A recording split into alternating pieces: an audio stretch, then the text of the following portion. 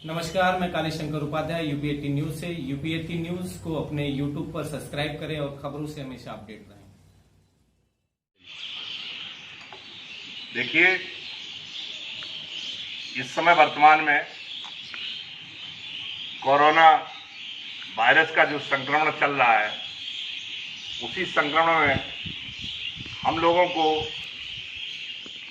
अपने कर्तव्य दायित्व निर्वहन के लिए, मानव सेवा के लिए दिन भर बाहर रहना पड़ता है।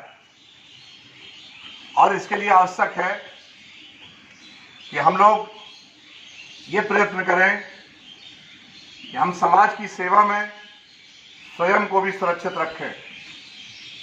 इसके लिए आवश्यक है कि हम सावधान रहें और दूसरे को भी हम सुरक्षित रख सकें। ये कोरोना वायरस, पहले मैं देखता हूं कि इसका इफेक्ट क्या है। ये कोरोना वायरस नाक से, मुंह से, आंख से माध्यम से गले में प्रवेश करता है और गले में प्रवेश करने के बाद इसका सबसे सुरक्षित स्थान है गले में टिश्यू, और ये टिश्यू पर बैठता है और वहां से ग्रो करता है, मल्टीपल करता है। तो इसके लिए हमें ये संकल्प लेना है, कसम खानी है कि हम किसी भी तरीके से जो है अपने हाथों को आंख, नाक, कान में स्पर्श न करें ड्यूटी के दौरान। ये हम कसम खा लें कि चाहे जितनी खुजली पड़ रही हो, चाहे जितनी इरिटेशन हो रहा हो, लेकिन हम हाथ, मुंह, नाक को अपने हाथ से स्पर्श नहीं करेंगे, क्योंकि ये ऐसा ढीठ वायरस है, ये इस तरह का वायरस है कि ये अपने आप नहीं जाता है जब तक इसको आप अपने हाथ से अंदर न ले जाएं। और इसके लिए सबसे आवश्यक है कि जब भी हम ड्यूटी पर हैं, हम कम से कम किसी व्यक्ति से 1.5 मीटर की दूरी बना के रखें, और 1.5 मीटर की दूरी में हम उनको स्पर्श न करें। अगर हम किसी वाहन की चेकिंग कर रहे हैं, हम किसी भी जो है किसी पर्सन की चेकिंग कर रहे हैं, तो उसके लिए ये आवश्यक है कि हम उससे 1.5 मीटर दूर रहें। ये वायरस इफेक्ट नहीं करेगा। ये वायरस तभी इफेक्ट करेगा जब आप स्वयं उसको जो है उसके पास जाकर उसको लेंगे। अपने आप ये नहीं आएगा। जब हम ड्यूटी पर किसी की चेकिंग करते हैं तो कभी कभी ये समस्या आती है कि हम उसका कर्फ्यू पास देख रहे हैं, कर्फ्यू पास आपने हाथ में ले लिया तो वायरस जो है कागज के माध्यम से आपके हाथ में लग सकता है, फिर वो आपके अंदर प्रवेश कर सकता है। इसके लिए जरूरी है कि हम कर्फ्यू पास की अपने मोबाइल से फोटो ले लें और उसको चेक करें। जब भी हम ड्यूटी दे रहे हैं 10, 15, 20 मिनट के बाद हम अपने हाथों को साबुन से धोते रहें। और ड्यूटी समाप्ति के बाद जब भी हम थाने पर आते हैं तो सबसे पहले जो है हम पहले से ही ये पता कर लें, थाने के हम किसी भी जो है चीज को नहीं छुएंगे।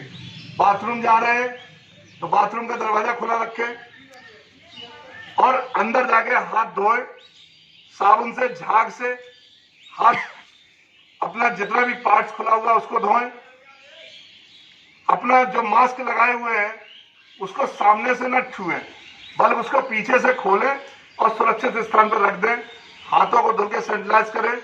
उसके बाद आवश्यक है तो आप बाथरूम में चले जाएं और नहाएं। कपड़े उतार कर आप नहाएं। नहाते समय ये ध्यान रखना है कि जो सिर है वो ऊपर की तरफ रहे।